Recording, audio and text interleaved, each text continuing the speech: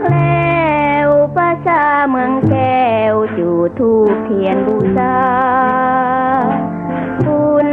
วิสาขาบูชาจิตของมีมาจิตเลิงลาจึงเหลือสิ้นวสันต์พันษาสูญภาวารณาว่าประเพณีธรรมเนียมเหล่านี้มีบุญช่วงเหือเริ่มกัน